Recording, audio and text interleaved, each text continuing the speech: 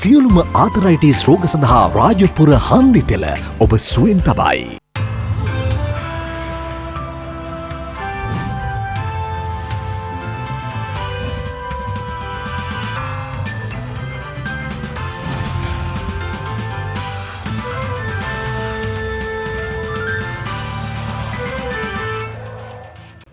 අයිබෝවන් යථාර්ථවාදීව ලෝකයේ දෙස බලන්නට සත්‍ය සිදුවීම් සම්පින්ඩනයක පුවත් දිගහැරම ශ්‍රද්ධා රූපවාහිනී 6:30 ප්‍රධාන ප්‍රවෘත්ති විකාශය සමගින් මම භාග්‍ය දනංචෙල්ල කොල්ල ප්‍රථමයෙන් අවධානය දවසේ ප්‍රධාන ප්‍රවෘත්ති සිරස්තල වෙත.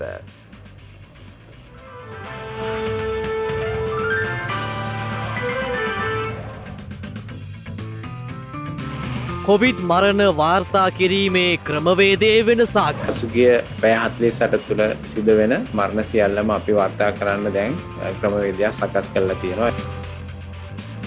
ඉන්දියාවට වඩා මෙරටින් වාර්තා වන දෛනික කොවිඩ් ආසාදිතයින් සංඛ්‍යාව ඉහළයි. නියෝජ්‍ය සෞඛ්‍ය සේවා අධ්‍යක්ෂකගෙන් ප්‍රකාශයක්. ගිනිගත් නෞකාවේ කපිතාන්වරයා අපරාධ පරීක්ෂණ දෙපාර්තමේන්තුවේ අත්අඩංගුවට. ලෝක රුධිර පරිත්‍යාගශීලීන්ගේ දිනය අදයි. ඊශ්‍රායලයේ වසර 12ක පාලනය නිම වෙයි.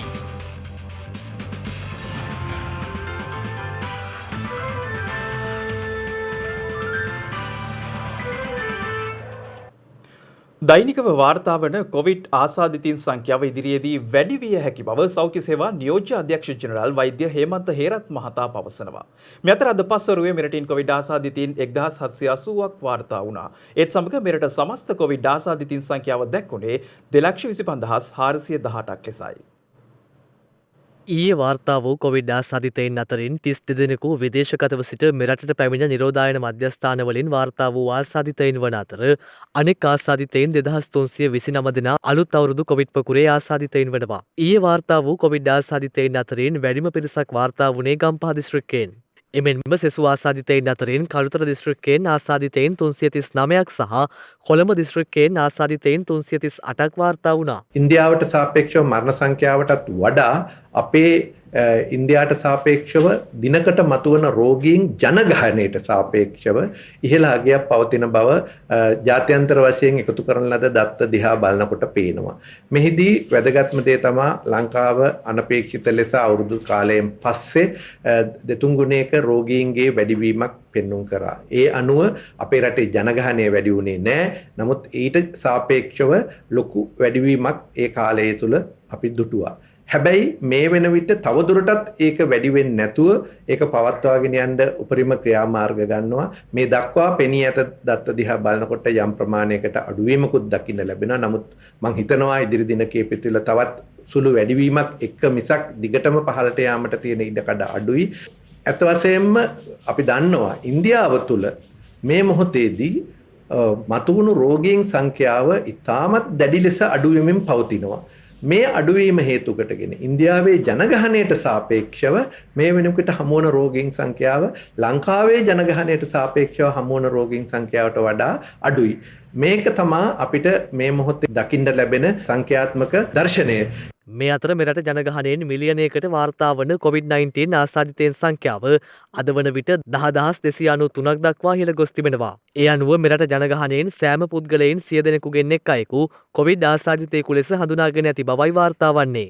එමෙන්ම හඳුනාගත් එම ආසාදිතයින් අතරින් මරණයට පත්ව ඇති ගණන 100කට ආසන්න බව කොවිඩ් දත්ත යාවත්කාලීන කරන වර්ල්ඩෝමීටර් වෙබ් අඩවිය පෙන්වා දෙනවා.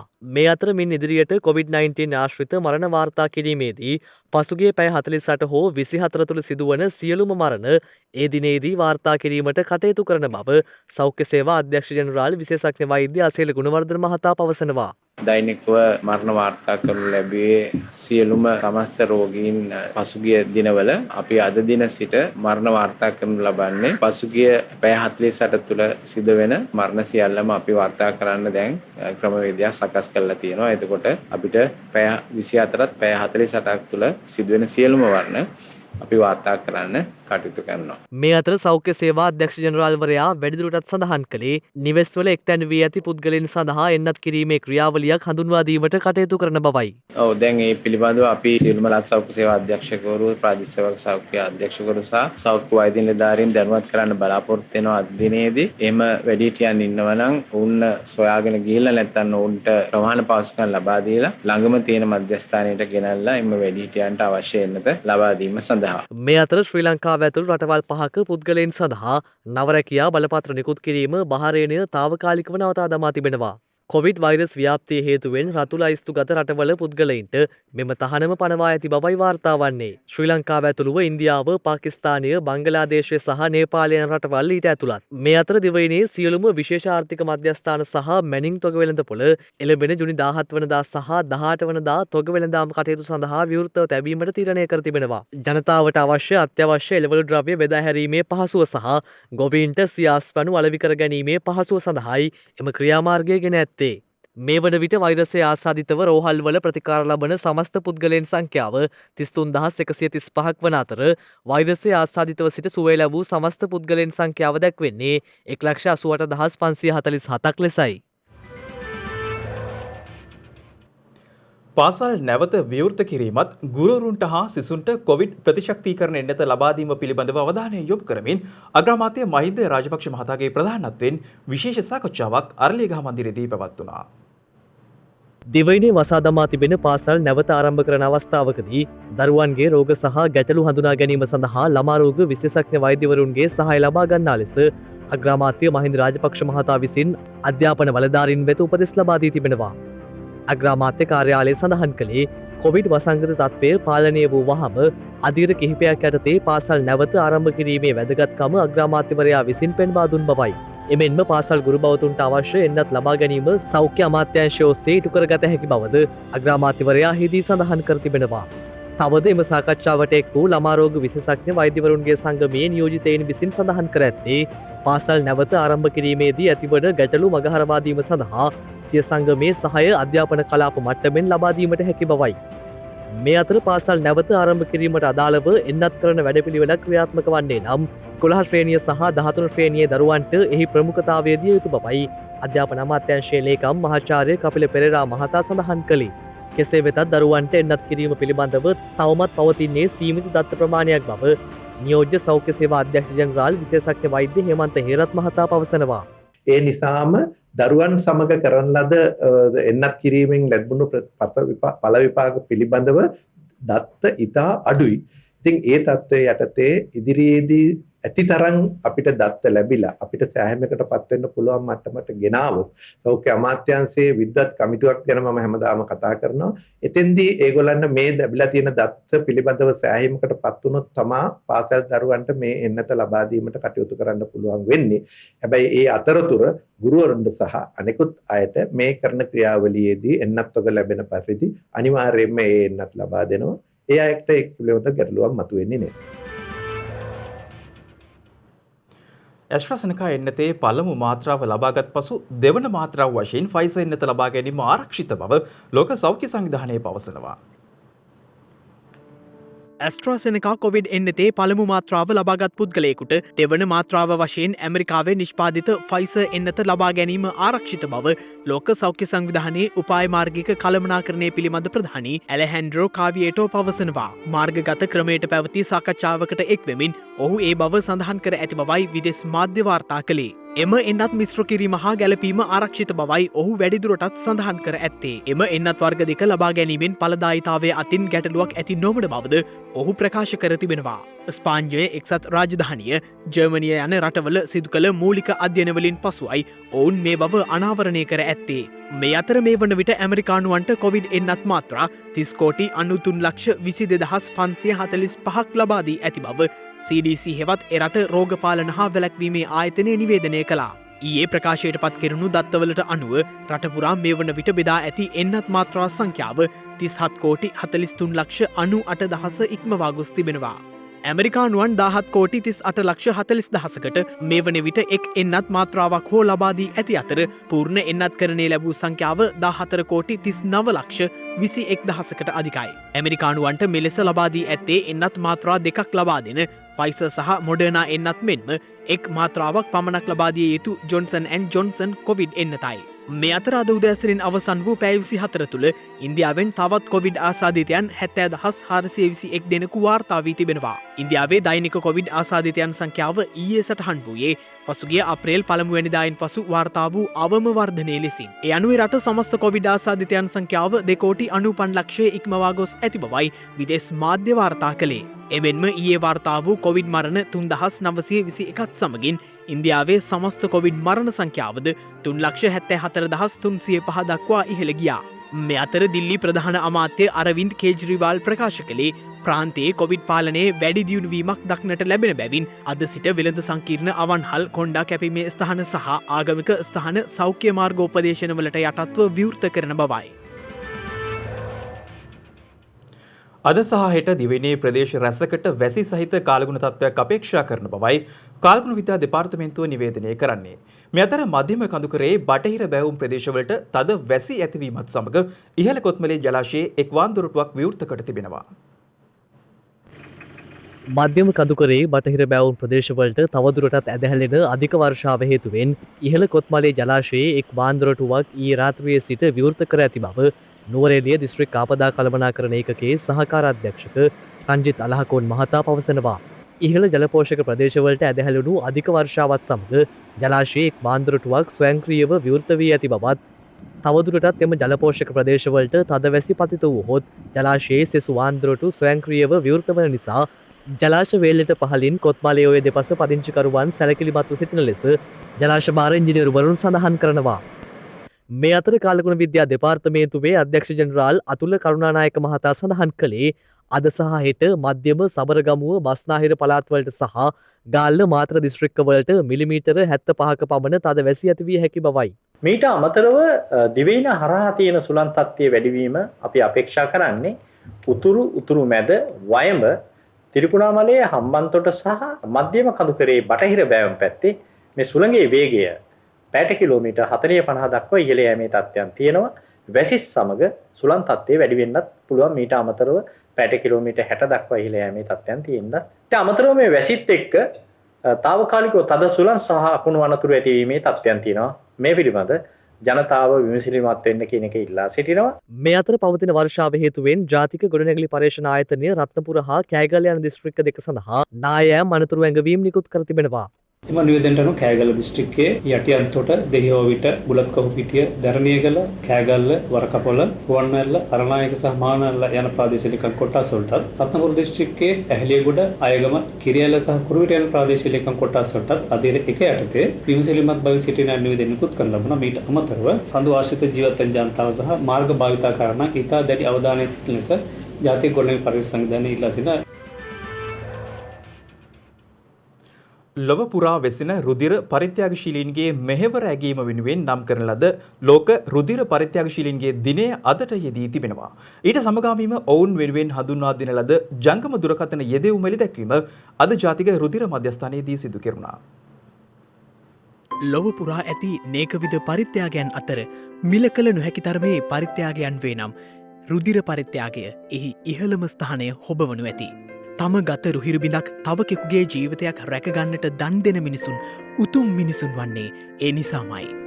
ලොව කිසිවක් රුදිරයට ආදේශකයක් නොවන නිසාත් කෘතිමව නිමැවිය නොහැකි නිසාත් රුදිර පරිත්‍යාගශීලින් ලොව කොතැන වුවද අමිල මෙහෙවරක හිමිකරුවන්. ඔවුන්ගේ ඒ අමිල මෙහෙවර වෙනුවෙන්ම ලෝක සෞඛ්‍ය සංවිධානය විසින් නම් කරන ලද ලෝක රුදිර පරිත්‍යාගශීලින්ගේ දිනය සෑම වසරකම ජූනි මස 14 වන දිනට යෙදී තිබෙනවා. රුදිර කාණ්ඩ සඳහා නොබෙල් ත්‍යාගලාබී ඔස්ට්‍රියානු විද්‍යාඥ කාල් ලෑන්ස්ටයින මහතාගේ උපත අදට යෙදුණු නිසාමත් එලෙස එම දිනය නම් කරන්නට හේතු වුණා. මෙවර එහි තේමාව වී ඇත්තේ ලොවේ හදකැස්ම ඔබේ රුදිරය යන්නයි. රුදිරය හා රුදිර සංඝටකවල සුරක්ෂිත භාවය, ගුණාත්මක භාවය සහ රුදිර අවශ්‍යතාවය පිළිබඳ ජනතාව දැනුවත් කිරීමත්, සුරක්ෂිත රුදිරය පරිත්‍යාග කිරීම සඳහා සමාජ අවබෝධය ඇති කිරීමත් මෙම දිනය සැමරුමේ අරමුණු වනවා.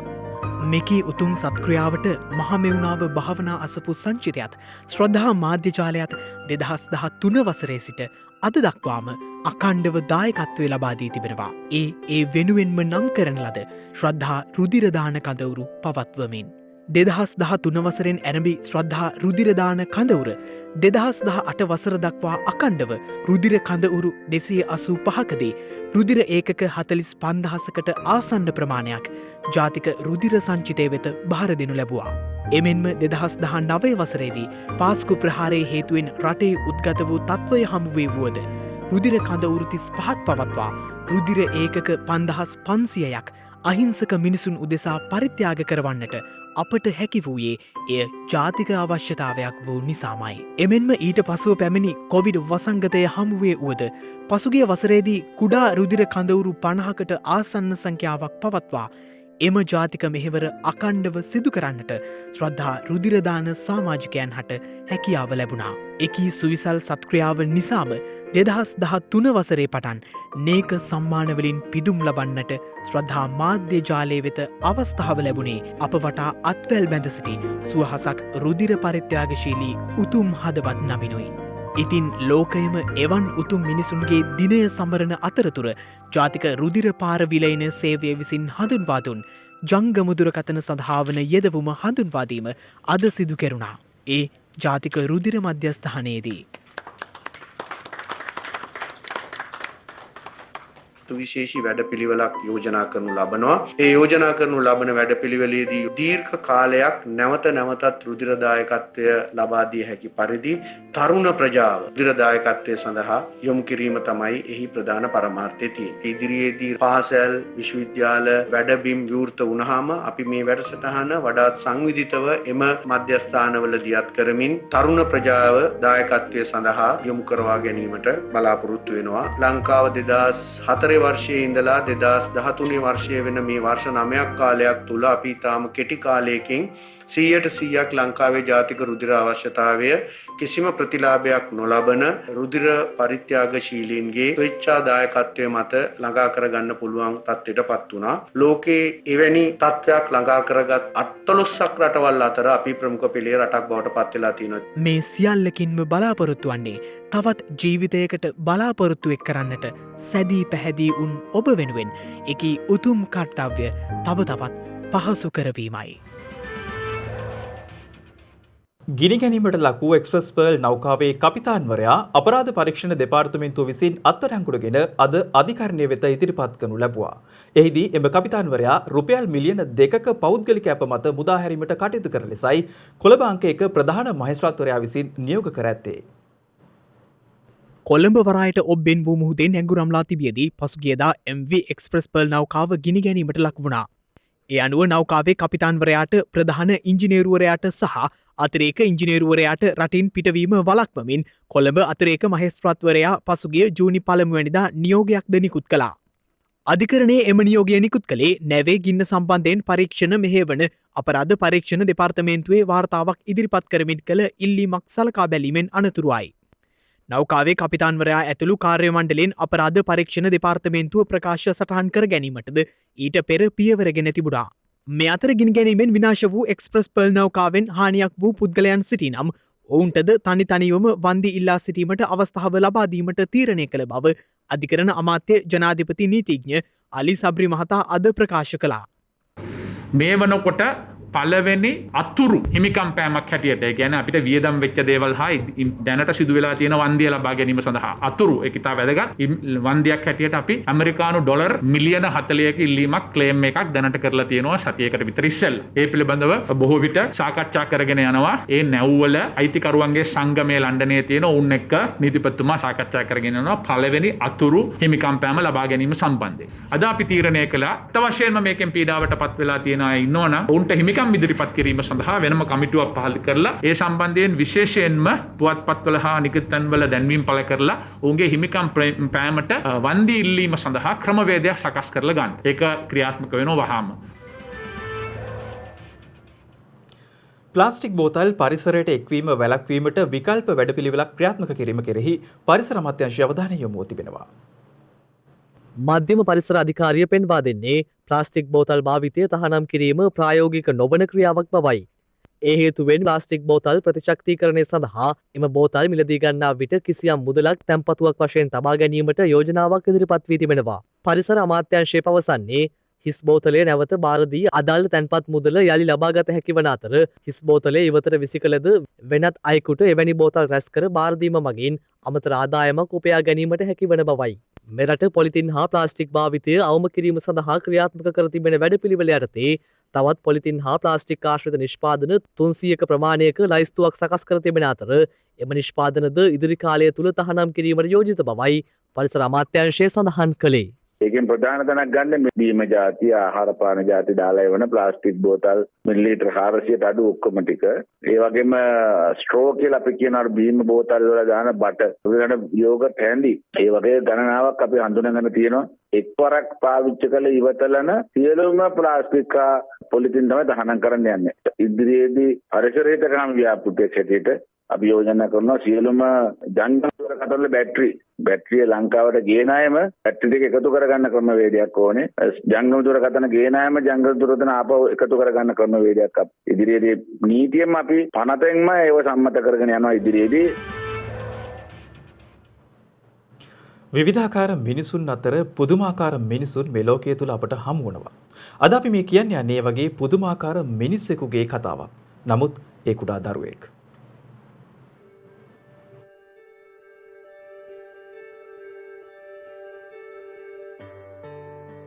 මේ රූපරාමු බැලූ බැල්මට චිත්‍රපටයක කොටසක් වගේ නේද?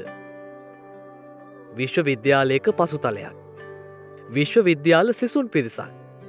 ඒ අතර හුරතල් පෙනුමක් තියෙන පුංචි දරු පැටියෙක්. හැබැයි මේ පුංචි දරුවට ලැබිලා තියෙන්නේ නම් එසේ මෙසේ භූමිකාවක් නම් නෙවෙයි. විශ්වවිද්‍යාල සිසුන් ඉදිරියේ ලොකු මහත්තයෙක් වගේ ඇඳගෙන ඇත්තටම කවුද මේ රූපරාමු චිත්‍රපටයක ටෙලිනාට්‍යයක කොටසක් වගේ අපට පෙනුනත් ඇත්ත ඒක නෙවෙයි.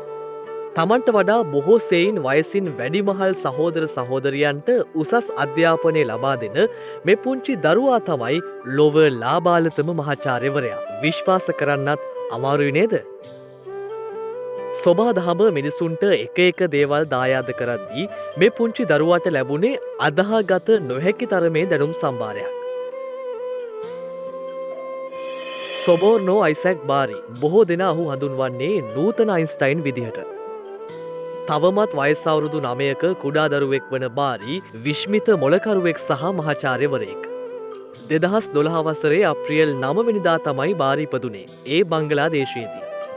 බාරිගේ පියා ගණිතඥයෙක්. වයස් අවුරුදු 6 වන විට කතා කරන්නට පටන්ගත් බාරි වයස් අවුරුදු 2දී ගණිතය, රසායන විද්‍යාව සහ භෞතික විද්‍යා සමීකරණ විසඳීමට පටන්ගෙන තිබෙනවා. බාරිගේ මේ නිසංග හැකියාවන් දුටු ඔහුගේ දෙමාපියන් ඒවා වීඩියෝ ගත කර සමාජ මාධ්‍යවලට මුදා හැරියා. ඒ අතර මුලින්ම එම වීඩියෝ පට ඇමරිකාවේ නිව්යෝර්කී රූපවාහිනී නාලිකාවල අවධානයට ලක්වීමත් සමග පුංචි බාරිට වොයිස් ඔෆ් ඇමරිකා වැඩසටහනේ සම්මුඛ පරීක්ෂණයක් සඳහා ආරාධනා ලැබුණා. ඒ හින්දාම වොයිස් ඔෆ් ඇමරිකා වැඩසටහනත් සමග සංවාදයේ යෙදුණු ලාබාලතම පුද්ගලයා වෙන්නත් බාරිට හැකි වුණා.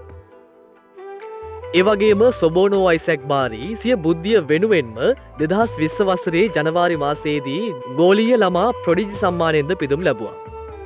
මේ වන විට ඇමරිකාවේ නිව්යෝර්ක් පාසලෙන් අධ්‍යාපනය හදාරන පුංචි බාරි ලොව ලාබාලතම මහාචාර්යවරයා ලෙසද සේවය කරනවා. ඒවගේම සයින්ස් ලැබ් නමින් තමන්ගේම සමාජ මාධ්‍ය නාලිකාවක් ඔස්සේ සිය දැනුම ලෝකය වෙතම බෙදාහරින්නට වයස අවුරුදු 9 මේ පුංචි මහාචාර්යවරයාට හැකියාව ලැබී තිබෙනවා.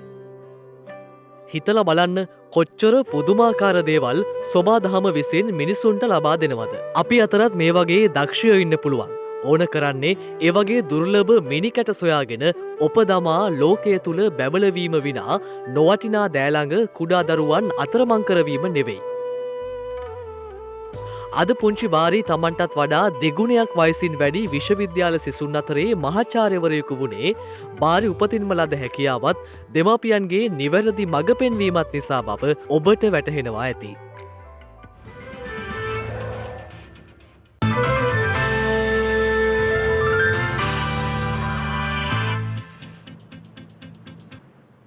අවධානය විදේශ පුවත් වෙත. ඊශ්‍රායල් අග්‍රාමාත්‍ය බෙන්ජමින් නෙතන්යාහුගේ වසර 12ක පාලනය අවසන් කරමින් ඊශ්‍රායලයේ නව ආණ්ඩුවක් තේරීපත් වී තිබෙනවා. ඊස්රායිලයේ වසර 12ක පාලන බලය හෙබවූ අග්‍රාමාත්‍ය බෙන්ජමින් නෙතන්යාහුගේ ආණ්ඩුව බිඳ තමමින් නව සංධාන රජයක් ඊස්රායිල් පාර්ලිමේන්තුවේදී පිහිටුවා තිබෙනවා. ඒ අනුව එරට නව අග්‍රාමාත්‍යවරයා ලෙස දක්ෂිණාංශික ජාතිකවාදී නායකයෙකු වන නැෆ්ටාලි බෙනට් පත්ව ඇති බවයි විදේශ මාධ්‍ය වාර්තා කළේ. නෙතන්යාහු රජයේ විශ්වාසභංගයකින් පරාජය කිරීම සඳහා ඊස්රායිල් පාර්ලිමේන්තුව ඊයේ 60ට 59ක් ලෙස ඡන්දය ප්‍රකාශ කර තිබෙනවා. ඒ අනුව නැෆ්ටාලි බෙනට් 2023 වසර දක්වා පාලන බලය හොබවන අතර ඉන්පසු මධ්‍යම දක්ෂිණාංශික යස් අටින් පක්ෂයේ නායක යසීර් ලැපිඩ් ඊළඟ වසර දෙක සඳහා අග්‍රාමාත්‍ය ධූරය හොබවනු ඇති. මෙම නව රජයේ විවිධ මතවල් දරන විපක්ෂයේ දේශපාලන පක්ෂවලින් සමන්විත බවද විදේශ මාධ්‍ය වාර්තා කළා. ඒ අනුව ඊස්රායිල් දේශපාලන ඉතිහාසයේ දීර්ඝතම කාලයක් පාලන බලය හෙබවූ නෙතන්යාහු දක්ෂිණාංශික ලිකුඩ් පක්ෂයේ නායකයා ලෙස මෙන්ම විපක්ෂ නායකයා ලෙසද කටයුතු කරනු ඇති. ඊස්රායිල් පාර්ලිමේන්තුවේ ඊයේ පැවති විශ්වාසභංග විවාදයේදී බෙන්ජමින් නෙතන්යාහු ප්‍රකාශ කළේ තමන් නැවතත් නියත වශයෙන්ම බලයට පැමිණෙන බවයි. 1996 සිට 1999 වසර දක්වා පළමු වරට බෙන්ජමින් නෙතන්යාහු ඊස්රායිලයේ අගමැති ධූරය හොබවා තිබෙනවා. පසුව ඔහු 2009 වසරේ මේ දක්වා වසර 12ක කාලයක් අකණ්ඩව ඊස්රායිලයේ පාලන බලය හොබවනු ලැබුවා. මේ අතර ඊස්රායිලයේ ආණ්ඩු පෙරළිය එරට අභ්‍යන්තර කටයුත්තක් වන අතර එමගින් තම ස්ථාවරය වෙනස් නොවන බවයි පලස්තීන ජනාධිපති මුහමද් අබ්බාස් ප්‍රකාශ කළේ. 1967 වසරේ යුද්ධයට පෙර පැවති දේශසීමාවන්හි ජෙරුසලම අගනුවර කරගත් පලස්තීන රාජ්‍යයක් බිහිකිරීම තම අරමුණ බව ඔහු වැඩිදුරටත් සඳහන් කර තිබෙනවා.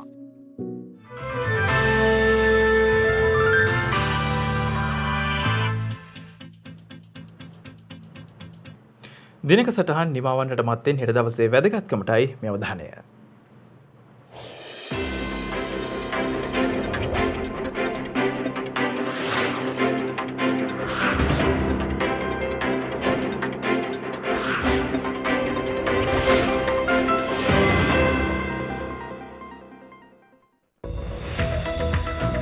හෙට ජූනි 15 වෙනිදා විදේශ ආධිපත්‍යයට යටත් වී වසර ගණනක් ගත කළ මෙරට වැසියන්ගේ බහුතර භාෂාව නිල භාෂාව වශයෙන් එනම් රාජ්‍ය භාෂා පනත පාර්ලිමේන්තුවේදී සම්මත කර ඇත්තේ 1956 වසරේ ජූනි මස 15 වන දිනයි.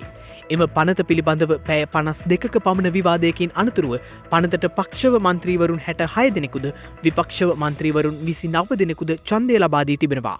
සිංහල භාෂාව රාජ්‍ය භාෂාව බවට පත් කිරීමේ පුරෝගාමියා ලෙස කටයුතු කර ඇත්තේ SWRD බණ්ඩාරනායක මහතායි.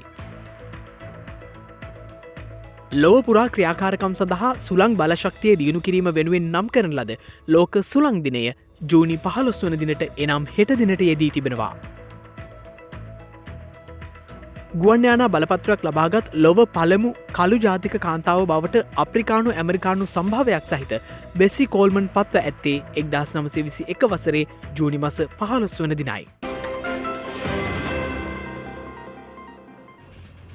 ඒත් සමගින් ශ්‍රද්ධා රූපాని ප්‍රධාන ප්‍රවෘත්ති විකාශය නිමාවට පත්වෙනවා. හමුයමු හෙටත් සවස 6:30ට. තෙරුවන් සරණයි. නම බුද්ධාය. මෙවැනි වැදගත් පුවත් නැරඹීම සඳහා ශ්‍රද්ධා TV News YouTube channel එක subscribe කර සීනුව සලකුණ වන්න.